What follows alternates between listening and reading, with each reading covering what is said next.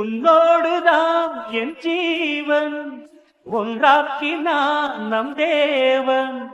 நீதானம்மா என் தாரம் மாறாதம்மா என் நாடும் இந்த நேசம் பாசம் நாடும் வாழ்க. என் மகளை பார்த்து எத்தனை நாளாயிட்டு. நல்லா இருக்கிறியா மக்களே? நல்லா இருக்கேன்ப்பா. நீங்க எல்லாம் இருக்கும்போது எனக்கு என்ன குறை? என்ன ஒரு கவலைன்னா, நினச்ச நேரம் உங்களை பார்க்க முடிய மாட்டேங்குது பத்தியலா. லீவு கிடைக்கும் போது தான் உங்களை வந்து பார்க்க முடியுது. அதான் கொஞ்சம் வருத்தமாக இருக்குது. மற்றபடி எல்லாம் ஓகே தான்ப்பா. என்னம்மா செய்ய, உன்னை நல்லா படிக்க வச்சோம். நீ வேலைக்கு போகணும்னு பிரியப்படுறா. பிறகு என்ன செய்யறது சொல்லு? சின்ன வயசுல இருந்து நீ சொன்ன எதுக்குமே நாங்க இல்லைன்னு சொன்னதில்ல. எல்லாம் சரி சரின்னு சொல்லி தான் பழகிட்டோம். அதனாலதான் நீ வேலைக்கு போறேன்னு சொல்லியும் எங்களால தடுக்கவும் முடியல. சரி நீ விருப்பப்படுறியேன்னு விட்டுட்டோம். ஆமாப்பா, ஆனால் ஐடி கம்பெனி இங்கே எதுவும் அவ்வளோக்கா இல்லை பார்த்தீங்களா. அப்படி இருந்திருந்தா கூட நான் இங்கேயே வேலை பார்த்துருப்பேன். இல்லாதனால தான் நான் இங்கேருந்து அவ்வளோ தூரம் போக வேண்டியதாக இருக்குது. சரிம்மா சரி, உன் பிரியம் எதுவோ அதுதான் எங்களுக்கும் பிரியம். சரியா? நீ எவ்வளவு நாள் வேலை செய்யணுமோ, எத்தனை வருஷம் வேலை செய்யணுமோ தாராளமா வேலை செய். வேலை முடிச்சுட்டு எப்பா எனக்கு வேலை செஞ்சது போதும், கல்யாணத்துக்கு மாப்பிள்ளை பாருங்கன்னு என்னைக்கு சொல்றியோ அன்னைக்கு பாத்துக்கிடலாம். என்ன? தேங்க்ஸ்ப்பா. ஏலே, எல்லாம் பிள்ளைக்கு நீ கொடுக்குற செல்லம்தான். இந்த வருஷமே கல்யாணம் பண்ணி முடிக்கணும்னு நான் நினச்சிக்கிட்டு இருக்கேன். இன்னும் எத்தனை வருஷ நாள் வேலை செய்ய, பிறவு எப்போ கேட்குறியோ அப்போ மாப்பிள்ளை பார்க்க ஆரம்பிக்கலாங்க. ஊருக்குள்ளே இவ வயசு பிள்ளைகள் எல்லாம் குழந்தையோட இருக்குவ. ஆனால் இவளை பாரு, வேலைக்கு போகிறேன் அங்கே போகிறேன்னு ஊர் தள்ளி அங்கே போய் கிடக்கா. ஊரில் ஒருத்திக்கிட்டையும் பேச முடிய மாட்டேக்கு. எல்லாம் உங்கள் பேத்தி எப்போ வருவா, உங்கள் பேத்திக்கு என்ன கல்யாணம் முடிக்கலான்னு கேள்வியாக கேட்கா. எப்பா பாருங்கப்பா ஆச்சிய. ஏம்மா, பிள்ளையை படிக்க வச்சது எதுக்கு? யாரையும் எதிர்பார்த்து வாழ்க்கையில வாழக்கூடாது, நாலு நல்லது கெட்டது தெரியணும், எல்லாம் யோசிச்சு பண்ணணுங்கிறதுக்காக தானே படிக்க வச்சிருக்கோம். பிறகு அவ பிரியப்படுற மாதிரி வேலைக்கு கூட அனுப்பலன்னா என்ன செய்ய? இப்ப இவளுக்கு 21 தானமா ஆகுது. இன்னும் 2 வருஷம் கூட வேலை செய்யட்டும். 23 24 பார்ப்போம். அதான் என் பேச்சை எங்கே கேட்கா நீ? ஆச்சி, இப்போ தானே நான் 3 மாதமாக வேலைக்கு போயிட்டுருக்கேன். இன்னும் 1 வருஷம் 2 வருஷங்கும் போது நான் நிறைய சம்பளம் வாங்க ஆரம்பிச்சிருவேன். அதுக்கு பிறகு நீ எந்த பையனை கை நீட்டுறியோ அதே பையனை நான் கல்யாணம் பண்ணிக்கிறேன். சரியா? அவன் என்ன வேலையில் இருந்தாலும் பரவாயில்ல, நானும் சம்பாதிப்பல்ல. 2 பேரும் சேர்ந்து குடும்பத்தை பார்த்துக்கிடுவோம். என்னமோ போட்டி, ஒன்றும் என் பேச்சை கேட்க மாட்டக்கா. உனக்கு சத்தியம் பண்ணி தரேன், நீ சொல்கிற பையனை தான் நான் கல்யாணம் பண்ணிக்கிடுவேன். வேற யாரையும் லவ் கிவ்னு வந்துட மாட்டேன். சரியா?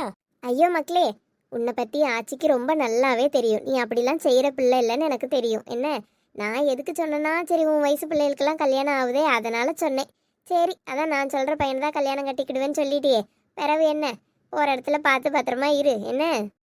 சரி ஆச்சி. அடியே, இதான் சாக்குன்னு ரொம்ப வருஷம் கல்யாணம் பண்ணாமே இருந்துடாத. உனக்கு கல்யாணம் பண்ணி கொடுத்தாதான் பிறகு எனக்கும் கல்யாணம் பண்ணி தருவாவே. உனக்கு உன் கவலை. ரொம்ப அவசரம்னா சொல்லிட்டி. இப்பவே அப்பாவை மாப்பிள்ளை பார்க்க சொல்றேன். இப்பவே கல்யாணம் பண்ணிக்க. ரொம்ப விவரம் தான். நீ கல்யாணம் பண்ணிக்க மாட்டியா, நான் மட்டும் பண்ணிக்கிடணுமோ? ஆளை பாருங்களா ஆளை. வாண்டு அடி வாங்க பாரு நீ அப்பாட்ட. இல்லப்பா, நீங்க ரொம்ப செல்லம் கொடுத்து சரி வேலை பாருன்னு சொல்லி அவ இன்னும் ஒரு 4-5 வருஷம் இழுத்துட்டானா என்ன செய்ய? அதான் சொன்னேன். உனக்கு படிக்கையே பிடிக்கல, இன்னும் 1 வருஷத்துல படிப்பு வேற முடிஞ்சிருமே, என்ன செய்யணும்? உன் தலைக்குள்ள அப்படி ஓடிக்கிட்டு கிடக்கு. அதானே? கரெக்டா சொல்லிட்டியப்பா, உங்களுக்கு நல்ல கற்பூர புத்தி. எனக்கெல்லாம் கற்பூர புத்தி தான்மா. நான் பெத்த 2வது மாவளுக்கு தான் புத்தியே இல்ல. எப்பா, நீங்க பெத்த மவனுக்கும் பெரிய மவளுக்கு மட்டும் அப்படியே புத்தி வலியுது. வாங்கலாம். இலக்கியா, என்ன வயலுக்கு கூட்டிட்டு போறியா? ஏண்டி, 3 மாசம் சென்னையில இருந்தோன்னே வயலுக்கு எந்த பக்கம் போகணும்னு கூடவா மறந்துட்டேன்? ஐயோ, அதுக்கு கேட்கல. ஒத்தைக்கு போக ஒரு மாதிரி இருக்கலாம். அதான் நீயும் வந்தா ஜாலியா போய் கிணத்துல குளிச்சுட்டு வரலாமேன்னு கேட்டேன். கிணத்துல குளிக்கணுமா? எம்மாடி, நேற்று சாயங்காலம்லாம் ஒரே மழை.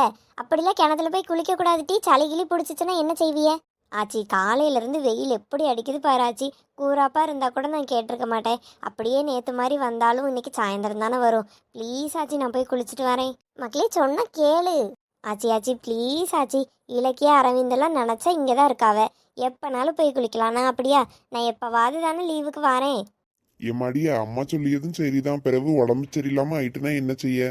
இப்போ ப்ளீஸ்ப்பா, நான் நல்லா குளிச்சுட்டு தலையை காய வச்சிருவேன். ஊர்லேருந்து வந்ததே ஆசையாக கிணத்துல குளிக்கணும் தான். ஆனால் மழை வேற வந்துட்டு நான் என்ன செய்ய? ஓ, அப்ப எங்களெல்லாம் பார்க்கணும் நீ ஆசையில வரல. அதுவும் தான்ப்பா. சரி, பார்த்து பத்திரமா போயிட்டு வரணும். என்ன, ஆனா சீக்கிரம் வீட்டுக்கு வந்துடணும். ஐயா, ஜாலி ஜாலி. ரொம்ப தேங்க்ஸ்ப்பா.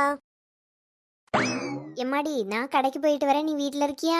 வேண்டாம் தே, இந்த வெயிலுக்குள்ளே நீங்கள் எதுக்கு அங்கேயும் இங்கேயும் அலைஞ்சிட்டு இருக்கிய? நானே கடைக்கு போயிட்டு வரேன்.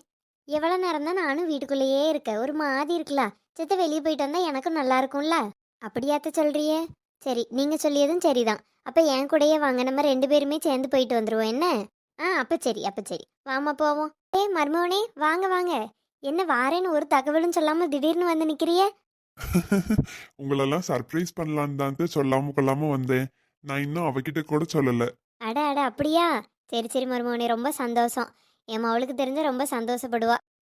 பாட்டி, அத்தை, நீங்க 2 பேரும் எங்கேயும் வெளியே கிளம்பினால இருக்கு. ஐயோ அதெல்லாம் ஒன்றும் இல்லை, நாங்கள் கடை வரைக்கும் போயிட்டு வரலான்னு தான் பார்த்தோம். நீங்கள் வாங்க வாங்க உள்ள வாங்க. வாரேன். ஏட்டி இங்கே வா, யார் வந்திருக்கான்னு பாரு. ஏம்மா இப்போ தானே அவனை தூங்க வைக்க போறேன்னு சொல்லிட்டு போனேன்.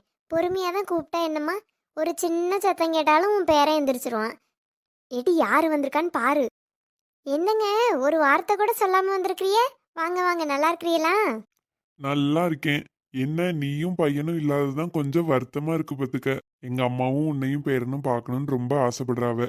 இத்தனை மாசம் இங்கேயே இருந்துட்டாளா? பிறகு என் கூட ஊருக்கு வாரியா? உங்கள் வீட்டுக்கு கூட்டிகிட்டு போகிறதுக்கு தான் வந்தீங்களோ? ஆமாத்த, எனக்கும் அங்க தனியாவே எத்தனை மாசமா இருக்கேன். ஒரு மாதிரி இருக்கு. வீட்லயும் எல்லாரும் பேரன் எங்கன்னு தேடிட்டே இருக்காவ அவனை. அவன் பிறந்து முழுசா ஒரு 2-3 நாள் வேணா இங்க வந்து இருந்து பார்த்தாவ. மற்றபடி அவியலும் வரலல்ல. ஆமாம் மருமவனே, பிறகு அவியலுக்கும் நினப்பெல்லாம் இங்கேயே இருக்கும்ல. தாராளமாக கூட்டிகிட்டு போங்க. இப்போ ஓரளவுக்கு அவளே தனியாக பார்த்துக்கிடுவா.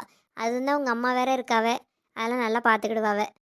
சரித்த, எனக்கு 2 நாள் லீவு. நான் கூட கொஞ்சம் ஒரு நாள் சேர்த்து எடுத்திருக்கேன். 3 நாளா லீவு கேட்டு வந்திருக்கேன். அதான் இன்னைக்கு நாளைக்கு இங்கே தான் இருப்பேன். நாளைக்கன்னு கூட்டிட்டு போறேன். சரி மாப்பிள்ள, வாங்க வந்து வாசல்லே நிற்கிறீங்களே, வாங்க வந்து சாப்பிடுங்க. இல்லத்த, நான் வீட்ல இருந்து கிளம்பும் போதே சாப்பிட்டு தான் வந்தேன். ஏன் அவனை எங்க? இப்பதான் உறங்க வச்சிருக்கேங்க, உறங்கிட்டு இருக்கான். மாப்பிள்ளையே காணலத்த. அவன் எங்கே போவான்? வீடு விட்டா வயலுக்கு தான் போயிருப்பான். அப்படியா? சரி சரி, ஒரு போன் போட்டு கேளு. நானும் போய் மாப்பிள்ளைய ஒரு எட்டு பார்த்துட்டு கொஞ்ச நேரம் வயல்ல அப்படி உட்காந்துட்டு பிறகு வீட்டுக்கு வரேன். வந்து எதுவும் சாப்பிடாம இப்படி வயலுக்கு போறேங்கிறீங்களே? அத்தை, நான் வரும்போது சாப்பிட்டு தான் வந்தேன். பசிக்கல, இல்லைன்னா சாப்பிட்டுருவேன். நான் அப்படியே மாப்பிள்ளை கூட கொஞ்ச நேரம் இருந்துட்டு வாரேன். சரி மாப்பிள்ள, இருங்க ஃபோன் போட சொல்லியே. ஏட்டி மாப்பிள்ள தான் சொல்கிறாவல்ல, ஃபோன் போடு தம்பிக்கு. ஹலோ. இலை எங்கே இருக்க நீ? நான் எங்க இருந்தா உனக்கு என்ன? இலை ஏட்டிக்கு போட்டி பேசாத. என் வீட்டுக்கார் வந்திருக்காவ, என் வீட்டுக்கார் தான் உன்னை எங்கன்னு கேட்டாவ. அடடே, மச்சான் வந்திருக்காவளா? நான் வயல்ல தான் நிக்கேன். மச்சான்னா மட்டும் பதில சொல்லு, நான் கேட்ட ஒழுங்கா சொல்லிடாத. சரி போன வை. ஏட்டி நீ தான் கூப்பிட்ட. ஏன் நான் கூப்பிட்ட நீ வைக்க மாட்டியோ? வெயில எம்மா, ஏன் இத்தனை வயசாச்சு 2 பேருக்கும்? பிள்ளையும் நீ பெற்று எடுத்துட்டா. இன்னும் தான் உன் தம்பிகிட்ட சண்டை போட்டுட்டு இருக்கா நீ. போங்க ஆச்சி, நான் ஏதோ சண்டை போடிய மாதிரி, அவன் தான் சண்டை போட்டுட்டே கிடக்கான். எங்க இருக்கன்னு கேட்டா நான் எங்க வேணா இருப்பேன், உனக்கு என்னன்னு கேட்கான். கொழுப்பு தானே. அக்கா காரிக்கிட்ட விளையாடி இருப்பான், நல்லா விளையாடி இருப்பான். உங்க மகனை என்னைக்கு விட்டே கொடுத்துறாரு என்ன? ஏங்க அவன் வயல்ல தான் இருக்கானோ.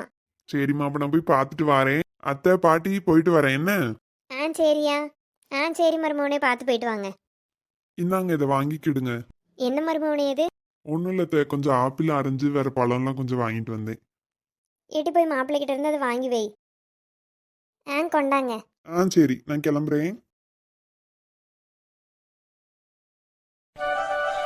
அப்புறமாப்புல ஒரே பிஸி தான். எப்ப கூப்பிட்டாலும் வயலுக்கு போயிட்டான் வயலுக்கு போயிட்டான்னு தான் சொல்றாவ. வயல்ல நல்லா செட் ஆயிட்டியே போலயே. ஆமா மச்சான், வேற என்ன வேலை சொல்லுங்க? உங்களை மாதிரி நானும் ஆஃபீஸில் போய் வேலை செய்கிற மாதிரி இருந்தால் கூட தினமும் கிளம்பி ஆஃபீஸ்க்கு போகலாம். நான் படித்ததும் அக்ரி தான் படித்தேன். பிறகு எனக்கு இப்படி தானே வேலை பார்க்க முடியும்? சின்ன வயசுலேருந்து அப்பா கூட வயலுக்கு வந்து வந்து அவிய செய்கிற வேலையெல்லாம் பார்த்து வேலை ரொம்ப பிடிச்சி போயிட்டு, சரி என்னனாலும் விவசாயத்தை விட்டுறக்கூடாதுன்னு தான் அக்ரியும் படித்தேன். என்னதான் நமக்கு வேலை செய்ய எல்லாரும் இருந்தாலும் நம்ம நிற்கும் போது கொஞ்சம் வேலை நல்லா நடக்கும்ல.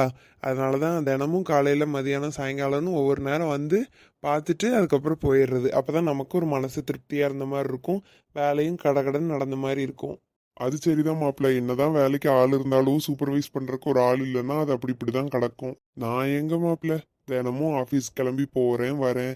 தினமும் வேலைக்கு போயிட்டே தான் இருக்கேன். ஒரு மிஷின் மாதிரி அதே ருட்டீன்ல லைஃப் போயிட்டே இருக்கு. ஆனா பாருங்க, உங்களுக்கெல்லாம் கொடுத்து வச்ச வாழ்க்கை. தினமும் வயலுக்கு வந்து அழகா இயற்கை காத்து, பறவை, நல்ல தண்ணி, உங்களுக்கு வேணுங்கிற காய்கறி பழம் எல்லாத்தையும் நீங்களே விதை போட்டு விளைச்சி எடுத்து சாப்பிட்றீங்க ஃப்ரெஷ்ஷா. நமக்கு எங்க மாப்பிள்ள அதெல்லாம்.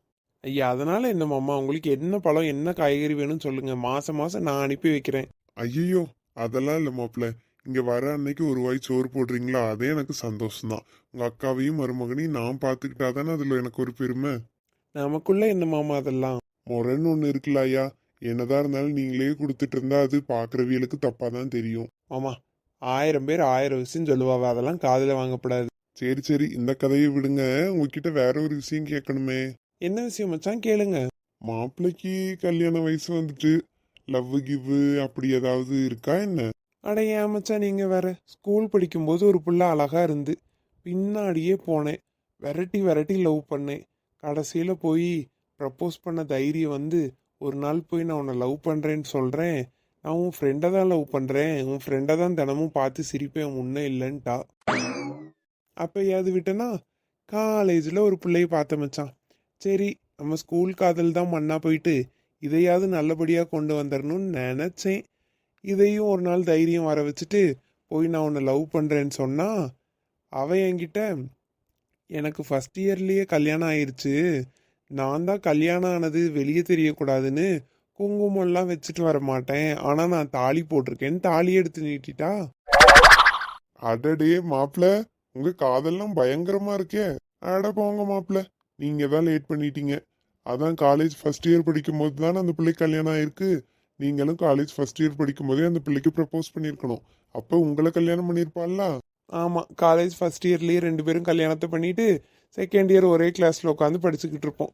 ஏன் மச்சான் நீங்கள் வேற. சரி விடுங்க விடுங்க, உங்களையே தேடி ஒருத்தி வருவா. அதெல்லாம் வரும்போது பார்த்துக்கிடலாம் மச்சான். ஏட்டி மெல்ல மெல்ல நடக்காத, வேகமா நட பார்க்கலாம். எம்மா நடந்துட்டு தான் இருக்கேன், என்ன நேரம் ஆனா நான் வீட்டுல பேசிக்கிட்டேன், உன்னோட ஒரே நச்ச. எம்மா அடக்கடவுளே, ஜாலி மாமா என்ன தாங்கி பிடிச்சிருக்காவ. பார்த்து வந்திருக்கலாம்ல. பார்த்துதான் மாமா வந்தேன், தெரியாம கால் வலிக்கி விழுந்துட்டேன். கையில் காலில் எதுவும் அடிபட்டுட்டா என்ன? அதெல்லாம் ஒன்றும் இல்லை மாமா, நான் நல்லா தான் இருக்கேன். எங்கே போனாலும் பார்த்து பத்திரமா போ என்ன. சரி மாமா. இலக்கியா, ஐயோ அக்கா வேற கூப்பிடுறான். பார்த்து நடக்க தெரியாது, கண்ணை எங்க வச்சிருக்க? கண்ணு தெரியலன்னு தானே கண்ணாடி போட்டிருக்க, இப்படி போய் அவன் மேல விழுகிற. ஏ ஆதிரா, என்ன தெரியாம தானே உன் தங்கச்சி விழுந்தா, எதுக்கு இப்போ அவளை திட்டிட்டு இருக்க? ஹலோ, நான் என் தங்கச்சியை தான் திட்டுறேன், உனக்கு என்ன வந்துச்சு? ஆதிரா, உனக்கு அவர் வயசுல மூத்தவர், இப்படிதான் பேசுவியா? நமக்கு அவர் மாமா. ஏய் என்னடி, அவனுக்கு போய் சப்போர்ட் பண்ணி பேசிட்டு இருக்க? அவன் குடும்பத்துல யாருமே நம்ம கூட பேச மாட்டாவ. அவங்க அப்பா நம்ம அம்மாவை என்னெல்லாம் தீட்டி இருக்காருன்னு மறந்துட்டியா என்ன? அது பெரியவங்களுக்குள்ள என்ன வேணா பிரச்சனை இருக்கட்டும், உனக்கு பேச பிடிச்சிருக்குன்னா பேசு, இல்லைன்னா பேசாத. அதுக்குன்னு வயசுல மூத்தவங்கள இப்படி அவன் பேசுறது தப்பு ஆதி. பரவாயில்லையே, அந்த பொண்ணு நம்ம மாப்பிள்ளைக்கு நல்லா சப்போர்ட் பண்றா. இங்க பாரு ஆதிரா, நான் ஒன்றும் உன் தங்கச்சியை கையை பிடிச்சி இழுக்கல, தெரியாம அவ விழுந்துட்டா அதனால காப்பாத்தினேன் என்ன. நீ கையை பிடிச்சு கூட இழுத்துக்கோ மாமா, உனக்கு எல்லா உரிமையும் இருக்கு. நான் ஒன்றும் உங்ககிட்ட பேசல, நான் என் தங்கச்சி கிட்ட தான் பேசிட்டு இருக்கேன். உன் தங்கச்சி கிட்ட நீ என்ன வேணா பேசிக்கோ, அதுக்குள்ள நான் தலையிட மாட்டேன். என்னை பத்தி பேசினா நான் என்னன்னு கேட்க தான் செய்வேன். நீங்க சொல்றதை கேட்கணும்னு எனக்கு ஒன்றும் அவசியம் கிடையாது. முதல்ல நீ நட, எல்லாம் உன்னால வந்தது. ஆசையா வயலுக்கு போலான்னு வந்தேன், என் மூடையே கெடுத்துட்ட. இப்ப நான் என்னடி உன்னை பண்ணேன்? தெரியாம தானே வலிக்கு விழுந்தேன். ஏன் நீ ஒரு நாள் இப்படி விழுந்திருக்க மாட்டியா? ரொம்ப தான் பண்ற. நான் அப்படி விழுந்திருக்கேன், விழுந்ததே இல்லைன்னு சொல்லல. ஆனா நம்ம குடும்பத்தையே எதிரியா பாக்குற அவங்க கிட்ட எல்லாம் நான் விழுகல, கீழே தான் விழுந்திருப்பேன். உன்ன மாதிரி ஒன்றும் பண்ணல. பைத்தியக்காரி அடி நீ, திட்டம் போட்டு நான் வேணும்னே போய் விழுந்த மாதிரி சொல்ற. சேரு இருக்கு கீழே, கண்ணை வச்சு உத்து பாரு, அதனாலதான் வலிக்கு விட்டுட்டேன். எனக்கெல்லாம் ஒன்றும் அந்த சேரு வலிக்க விடல, உனக்கு மட்டும் வலிக்க விடுதா? ஏய் என்ன, நானும் பார்த்துட்டே இருக்கேன், ரொம்ப ஓவரா பேசிட்டு இருக்க. உனக்கு போய் குளிக்கணும்னா நீயே போய் குளிப்ப, நான் வீட்டுக்கு போறேன். ஏன் நீ இல்லைன்னா எனக்கு தனியா போக வழி தெரியாதா என்ன? போடி நீ முதல்ல. இலக்கியா, சண்டெல்லாம் எதுவும் போட்டுட்டு இருக்காத, நீ போய் கிளம்பு. உங்க அக்கா வீட்டில் போய் சொன்னா நீ போய் சொல்லு இதான் நடந்ததுன்னு. உங்க வீட்டில் கூட புரிஞ்சுக்குவாங்க, ஆனா உங்க அக்கா புரிஞ்சுக்க மாட்டா. சரி மாமா, நீ எதுவும் நினைச்சுக்காத. சரி மாமா, சரி மாமாவா, நீ வாடி, உனக்கு இருக்கு. மாப்பிள்ள, இங்க என்ன நடக்குது? அதான் எங்க அத்தை குடும்பத்துக்கும் எங்களுக்கும் சண்டைன்னு உங்களுக்கு தெரியாதுதான் மச்சான். சரி வாங்க போவோம். மாப்பிள்ள, ஒன்னு கேக்குறேன், தப்பா எதுவும் நினைச்சுக்கிடாதீங்க. என்னதான் உங்க அத்தை குடும்பத்துக்கும் உங்களுக்கும் சண்டைனாலும், பெரிய பொண்ணு திட்டினா அப்ப கூட தங்கச்சி அவங்க அக்காவுக்கு சப்போர்ட் பண்ணாம உங்களுக்கு தான் சப்போர்ட் பண்ணாங்க. ஒருவேளை உங்களுக்குள்ள எதுவும்? சேச்சா, அப்படிலாம் ஒன்றும் இருக்காது மாமா. இல்லையே மாப்பிள்ள, பார்க்க அப்படி தெரியலையே. ஒருவேளை உங்களுக்கு எதுவும் தோணாம இருந்திருக்கலாம், ஆனா கண்டிப்பா அந்த புள்ள மனசுல ஏதோ இருக்கு. மச்சான் சின்ன பிள்ளை மச்சான், இப்பதான் காலேஜ் போயிட்டு இருக்கா, அப்படிலாம் ஒன்றும் இருக்காது. அவங்க குடும்பத்திலேயே என்கிட்ட பேசுற ஒரே ஆள் அவ மட்டும்தான். அப்பப்போ எங்கேயாவது பார்த்தா பேசிட்டு போவா. அதனால சரி அக்கா இப்படி புரிஞ்சுக்காம திட்டுறான்னு கூட சொல்லியிருக்கலாம். நீங்க அது இதுன்னு கதையை கட்டாதீங்க, வாங்க நடைய கட்டுங்க வீட்டுக்கு. சரி சரி, நான் கெஸ் பண்ணா கரெக்டா தான் இருக்கும். அந்த புள்ள உங்களை விரும்புதுன்னு நினைக்கிறேன். சரி பாப்போம். என்னைக்காவது ஒரு நாள் வெளியே வராமையே போயிரும். வர அன்னைக்கு வரட்டும், வாங்க இப்போ கிளம்பலாம். நீ எதுக்கு இவ்வளோ நேரமாக மூஞ்ச தூக்கியே வச்சுட்டு இருக்க? நான் தான் சொல்கிறேன்ல, வேணும்னா விழுந்தேன். அவங்க அங்கே இருக்காங்கன்னு உனக்கும் தெரியாது எனக்கும் தெரியாது. நம்ம 2 பேரும் பேசிட்டான்னு நின்றுட்டு இருந்தோம். சடனாக திரும்பினோன்னே யாரோ ஃப்ரெண்டில் வந்துட்டாங்கன்னு ஒரு பதட்டத்தில் கால் வலிக்கு விழுந்துட்டேன். என்னதான் நீ விளக்கம் கொடுத்தாலும் அந்த இடத்துல நான் சொல்கிறேன் சரி, நீ என் பேச்சு கேட்காம நீ அவனுக்கே சப்போர்ட் பண்ணிட்டு இருக்க. அவங்க குடும்பத்தில் எல்லாத்த பற்றியுமே நம்ம தான் பார்த்துட்டு தானக்கா இருக்கோம். ஆனால் அவர் அப்படி கிடையாது. அது மட்டும் இல்லாமல் நம்ம அம்மா என்ன சொல்லி வளர்த்துருக்காங்க, சின்ன வயசுலேருந்து யாராக இருந்தாலும் பெரியவங்களுக்கு மரியாதை கொடுக்கணும்னு சொல்லி வளர்த்துருக்காங்க. நீ என்னடான்னா உன்னை விடவே வயசில் அவர் 2-3 வயசு பெரியவர் தானே. திடீர்னு வாய்க்கு வந்தபடி அவன் இவன் பேசணுன்னு தானே நான் உன்னை சொன்னேன். நீ சொன்னதும் சரிதாண்டி. ஆனால் திடீர்னு நீ விலக போனோன்னே அவர் உன்னை பிடிச்சி பேசிகிட்டு இருந்தது எனக்கு அது ஒரு மாதிரி சங்கடமாக இருந்துச்சு. அதான் கோவத்தில் என்ன சொல்கிறதுன்னு தெரியாமல் அவன் இவன் பேசிட்டேன். அப்படி பேசியிருக்க கூடாது தான். அவங்க என்ன வேணால் பண்ணிட்டு போட்டோம். நம்ம மற்றவங்களுக்கு என்ன மரியாதை கொடுக்கணுமோ அதை கொடுத்துருக்கணும். சரி விடு, நான் இதை வீட்டிலலாம் சொல்ல மாட்டேன்டி. சொன்னால் வீட்டில் உன்னை தானே திட்டுவாங்க. தெரியும்டி நீ சொல்ல மாட்டேன்னு. நீ இப்படி உருன்னு வந்தால் நல்லாவே இல்லை. சிரிச்சுட்டே வா, நம்ம போய் ஜாலியாக குளிச்சுட்டு வீட்டுக்கு போகலாம் என்ன? ஆ சரிடி.